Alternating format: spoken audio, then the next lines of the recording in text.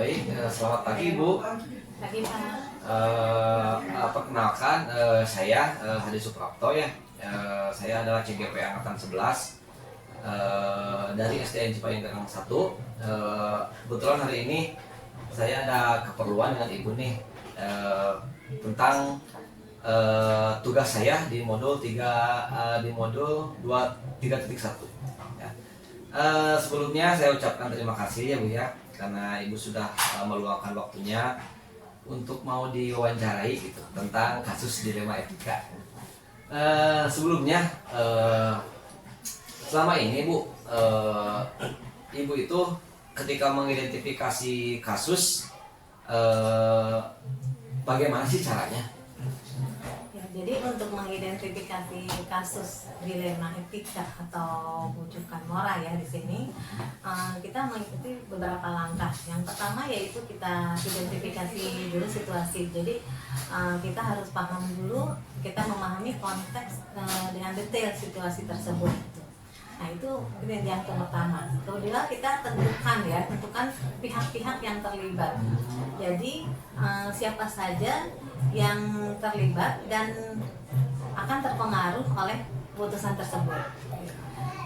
Selanjutnya kita analisis. Jadi analisis nilai-nilai. Jadi nilai-nilai apa saja yang berkonflik dengan keputusan tersebut, misalnya nilai keadilan, nilai tanggung jawab, dan lain-lain.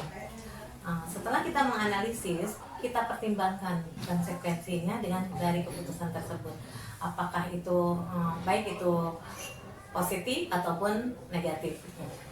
Ya mungkin itu saja untuk mengidentifikasi kasus dilema etika. Oh, banyak sekali ya Bu ya tahapannya, luar biasa ya, sekali ya. Kurang lebih 4 ya. Oh, iya. Saya gitu.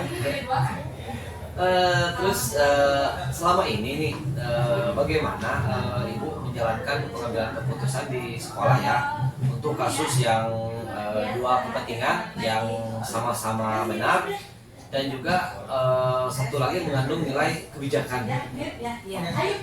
Memang ya di sini ya ketika kita dalam mengambil keputusan di sekolah ya, terutama kita menghadapi dua kepentingan gitu ya. Tapi kita harus mengikuti langkah-langkah berikut. Jadi yang di sini yang pertama yaitu kita harus mengumpulkan informasi dulu. Jadi mengumpulkan data-data dari semua pihak gitu ya. Jadi yang terlibat dengan suatu kepentingan tersebut.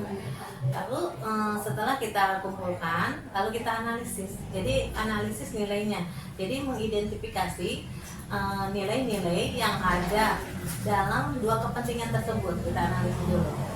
Yang ketiga kita lakukan diskusi terbuka. Jadi diskusi terbuka itu dengan berbagai pihak. Misalnya di sini orang tua, siswa. Jadi itu tujuannya untuk mendapatkan atau sudut pandang yang berbeda gitu. Ya, kemudian setelah kita diskusi baru kita evaluasi. Nah di sini evaluasi itu untuk melihat konsekuensinya gitu ya. Jadi kita melihat konsekuensi dari keputusan tersebut baik jangka panjang ataupun jangka pendeknya. Iya. Kalau setelah itu baru kita lihat, kita cari kita tentukan titik temu dari kedua hal tersebut. Mungkin itu saja. Kalau misalnya ada suatu keputusan yang harus dirubah ya kita sesuaikan. Oh iya. Berarti langkah-langkahnya tadi yang pertama ada analisis ya Bu ya, lalu diskusi terbuka, ada evaluasi dan juga terakhir pengambilan keputusan. Iya, pengambilan keputusan. Oke. Terus hal-hal apa saja yang selama ini sudah Ibu lakukan nih yang Ibu anggap efektif ya dalam pengambilan keputusan? Iya, pasti yang pertama adalah mengidentifikasi tujuan gitu. Karena segala sesuatu juga harus lihat dengan tujuannya gitu ya. Jadi kita tentukan tujuan yang ingin digapainya itu apa gitu.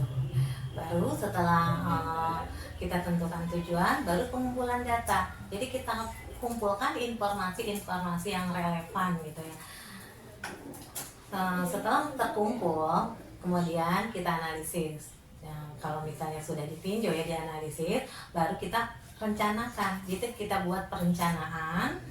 Setelah jadi perencanaannya baru kita laksanakan. Kalau misalnya dilaksanakan tidak bisa dilepas begitu saja. Jadi kita harus memonitoringnya. Jadi kita monitoring progres kegiatannya seperti apa. Ada kontrol gitu. Iya, Ya. ada kontrol dari kita ya, dari saya. Terus di sini setelah memonitoring, kita juga lakukan evaluasi.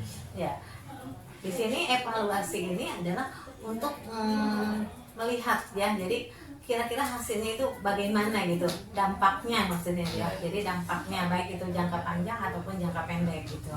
Nah di sini kalau misalnya sudah terlihat dampaknya, baru di sini kita lakukan penyesuaian. Jadi kalau misalnya hal itu jika diperlukan, kalau misalnya kurang itu berarti kita ganti, kalau misalnya tidak berarti kita lanjutkan seperti itu. Betul gitu ya. Saya juga di CGP diajarkan seperti itu ya. Ketika pengambilan keputusan itu kita itu harus melihat dampaknya dulu kan. Iya, kita lihat Ada dampak dampak. positif, negatif, dan keputusan itu memang bisa dirubah sesuai dengan kondisi di lapangan. Gitu ya. Terus Bu, ada nggak sih tantangan dalam pengambilan keputusan gitu? Ya, pasti ada aja. Yang namanya tantangan itu pasti ada aja ya. Jadi di sini memang dalam kasus di Lima Etika itu yang pertama itu adalah konflik nilai. Di sini ya pasti konflik nilai itu maksudnya dari perbedaan. Jadi perbedaan nilai-nilai pribadi dengan kelompok itu pasti ya itu menjadi tantangan. Yang kedua yaitu di sini kurangnya informasi. Jadi memang ya yang namanya informasi kan kadang-kadang sulit ditemukan ya, sulit dicari. Jadi kurang yang lengkapnya informasi itu menjadi tantangan kita. Gitu. Selain itu juga di sini dampaknya. Jadi dampak dari hal itu juga baik jangka panjang, jangka pendek itu pasti menjadi tantangan buat kita dampaknya itu ya. Yang kedua di sini tekanan. Dan maksud dari tekanan di sini dari eksternal ya kebanyakan itu, dari luar gitu ya, baik dari atasan gitu ya, dari dari pemangku kepentingan tersebut juga itu menjadi suatu tantangan bagi saya gitu ya. Juga rasa takut pasti ya, yang namanya rasa takut itu ada ya, antara kekhawatiran gitu kalau misalnya ini dilaksanakan bagaimana, itu pasti ada ya itu untuk mengalahkan rasa takut itu bagaimana. Terus emosi juga, emosional kita ya di sini memang ketika terjadi kesalahan atau kurang tepat mengambil keputusan itu pasti akan merasa bersalah. Nah emosi itu yang menjadi itu sangat berkaitan ya antara emosi dengan rasa takut itu, khawatir, dan ya mungkin itu ya salah satunya atau beberapa yang menjadi tantangan bagi saya. Juga ada selain itu juga ketidakpastian hukum, maksud dari ketidakpastian, jadi kebijakan atau pemerintah atau atasan kita ya, padahal di dalam sebuah organisasi terkadang berubah-ubah, itu juga menjadi tantangan gitu untuk menentukan hal ini. Ya mungkin tantangan bagi saya seperti itu, kurang lebih seperti itu aja. Cukup banyak juga ya. Iya banyak sekali ya memang tantangannya ya. Ternyata jadi pemimpin itu emang sangat sulit ya. Begitulah, tapi ya gimana lagi, kita ikuti aja alurnya ya.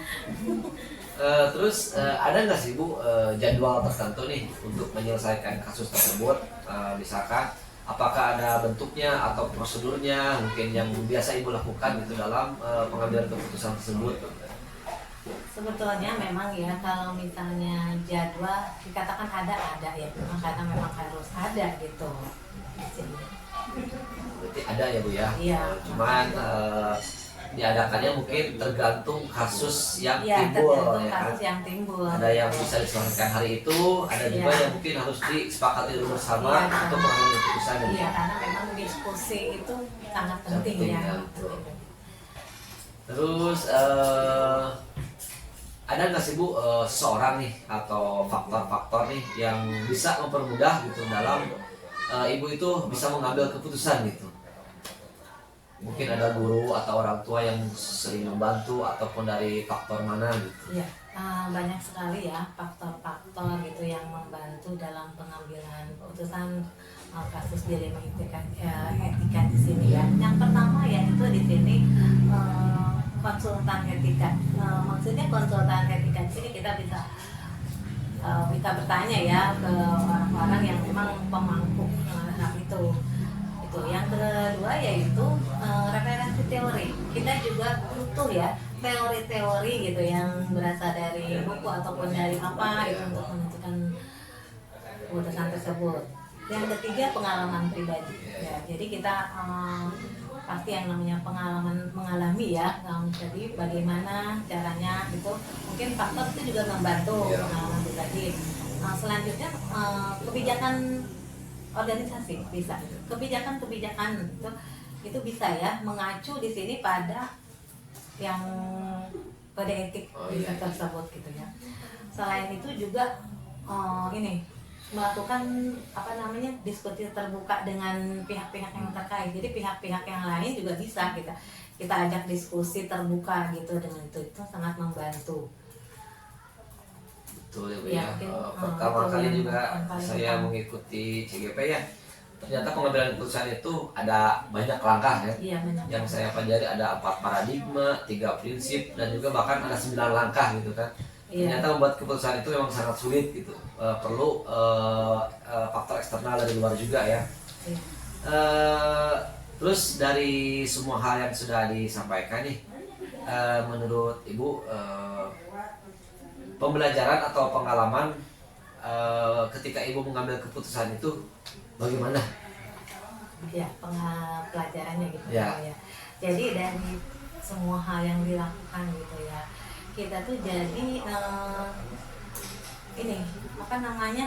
yang dapat dipetik itu yang pertama adalah pentingnya untuk menggabungkan antara insting gitu ya, insting dengan analisis rasional. Itu kita jadi belajar hal itu gitu. Jadi sangat penting menggabungkan antara insting dengan analisis rasional gitu. Yang pertama. Yang kedua yaitu pentingnya komunikasi. Iya. Bahwa komunikasi itu sangat penting ya, maksudnya dengan cara berdiskusi dengan orang lain gitu ya. Itu sangat ya, jadi kita belajar. Jadi banyak belajar karena banyak berdiskusi dengan orang lain intinya seperti itu. Mungkin yang ketiga yaitu di sini ya. Itu refleksi diri ya. Jadi kita itu itu ya, sukses tidaknya dengan pengambilan keputusan tersebut itu menawarkan kita gitu ya. Jadi membangkitkan kita untuk belajar, untuk berkembang ke arah yang mungkin yang lebih baik lagi ya, seperti itu. Itu aja yang itunya. Tapi lumayan banyak juga ya Bu ya. Ya. Memang yang paling utama itu adalah kita itu memang harus komunikasi ya, kolaborasi baik dengan sesama rekan di sekolah atau juga itu luar biasa dia. Dan memang refleksi diri juga itu memang sangat penting ya. Ketika kita mengambil keputusan itu mengenai dampak positifnya itu bisa menjadi pembelajaran buat kita ya. Baik Ibu, alhamdulillah nih sesi wawancaranya sudah selesai. Saya ucapkan terima kasih yang sebanyak-banyaknya dan juga terima kasih sudah meluangkan waktunya. Mudah-mudahan Ibu bisa menjadi pemimpin yang amanah ya Bu ya. Amin. Mungkin dari saya cukup sekian. Sekali lagi saya ucapkan terima kasih. Assalamualaikum warahmatullahi wabarakatuh. Waalaikumsalam warahmatullahi wabarakatuh.